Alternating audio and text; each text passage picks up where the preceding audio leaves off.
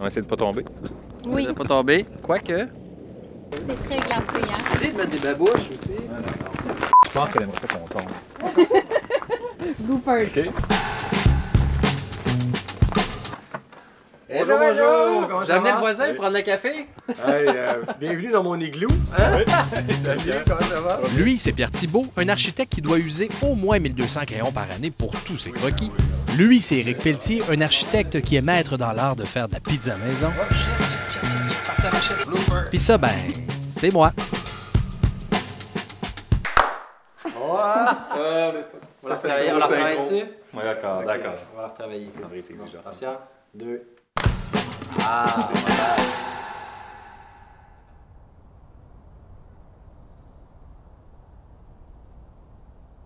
Ben Pierre, merci beaucoup de nous recevoir dans ta maison. On a amené Éric parce que, c'est un de tes voisins. Je ne sais pas si vous vous croisez de temps en temps à l'épicerie. Rarement.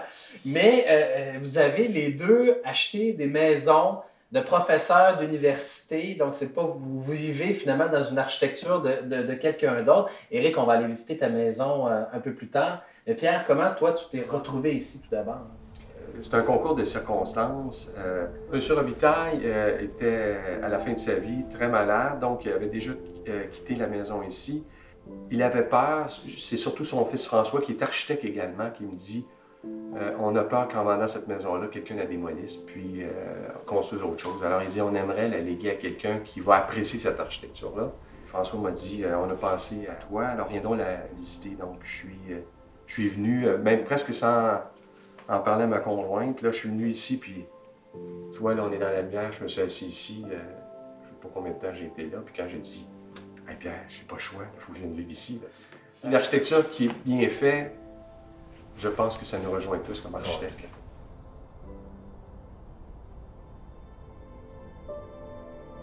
Je m'attendais pas du tout à une maison comme ça pour Pierre Thibault, de style, à la limite un peu bas-âge, géométrique, les couleurs sur les façades.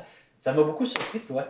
Ce qui m'a attiré ici, comme je dis, c'est peut-être moins, effectivement, cette référence, je pense qu'on peut le dire, à l'architecture moderne, le Bauhaus, les couleurs comme Le Corbusier pouvait les utiliser et tout. Mais moi, ce que j'ai développé dans les projets, c'est de tirer profit au maximum d'un site. L'orientation, la répartition des espaces, c'est assez conforme à ce que je veux. Mais comme je dis, je suis tombé d'abord amoureux des arts.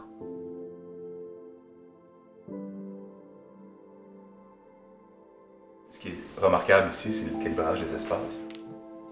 Rien n'est trop gros. Là. Dans l'architecture résidentielle, il y a cette tendance à avoir des grandes salles de bain qui sont grandes comme la pièce ici, ce qui est absolument inutile, alors qu'on minimise l'effet d'un séjour bien orienté, bien connecté avec une salle à manger. C'est juste ça l'architecture.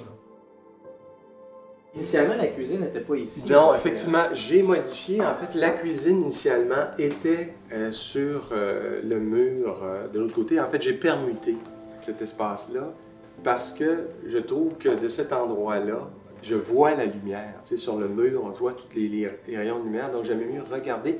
Et je trouvais que la perspective aussi, depuis la cuisine, est intéressante. Donc, comme on est beaucoup dans cette position-là, c'est plus en fonction du paysage que j'avais puis de la lumière qui entrait.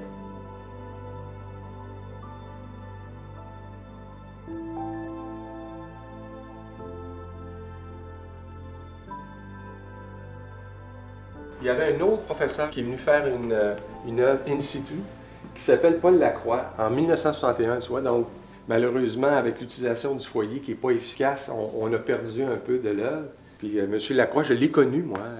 Il donnait même des cours à l'époque aux étudiants en architecture parce que quand j'étais en architecture, on avait des cours en art visuel de dessin. Et M. Robitaille, dans presque tous ses projets, il y avait l'intégration, il demandait à des artistes de venir. Quand je parle aux architectes des années 60, c'était naturel, tu sais. Donc, je ne sais pas si les coûts de construction étaient moindres. En tout cas, il y avait une liberté qu'on a, malheureusement, j'ai un peu l'impression perdue aujourd'hui, là. Monsieur Robitaille avait un garage, puis moi, je n'ai pas tellement d'intérêt pour perdre de l'espace intérieur pour le garage. Donc, le garage est devenu une bibliothèque, une salle. Mais ce qui est étonnant, c'est que dans le garage, tu vas voir, Éric... Viens nous voir, Éric, viens nous voir. J'ai pas fait beaucoup de garage dans la rue. Tu sais, un garage qui avait... J'ai pas touché, là, c'est exactement... J'adore ta Mustang. Ah, c'est ça.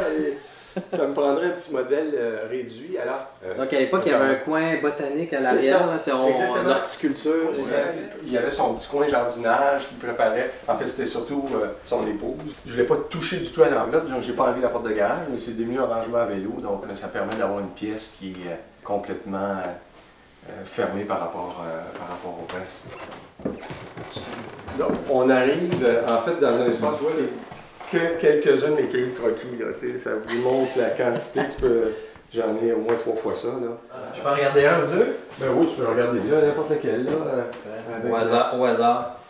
Et ça, tu gardes ça quoi en souvenir? Tu les regardes de temps en temps? C'est quoi? Ben, oui, j'ai besoin des fois de retourner. Comme tu dis, là, j'en prends un, puis je vois. Il y en a, c'est des voyages, c'est un projet. Au lieu d'avoir des albums photos, tu as des albums de croquis. Ben oui, donc ça.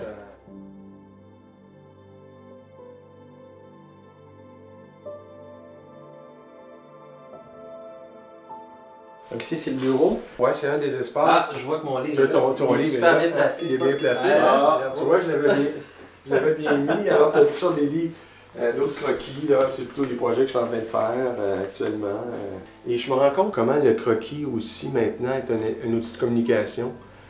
Ça donne tout de suite un esprit qu'on ne peut pas reconstituer avec des modélisations qui sont longues. Puis surtout, ça ne nous oblige pas à aller dans le détail. Tu sais, le croquis, il fait rêver. C'est vraiment une tendance là, de perdre la notion du croquis. Là. Et pour le client, c'est beaucoup plus participatif. L'échange, je trouve qu'il est beaucoup plus riche. T'as fait ton ménage, Eric?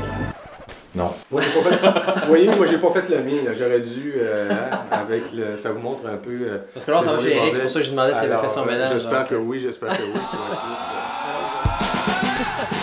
Dans le prochain épisode de Bienvenue chez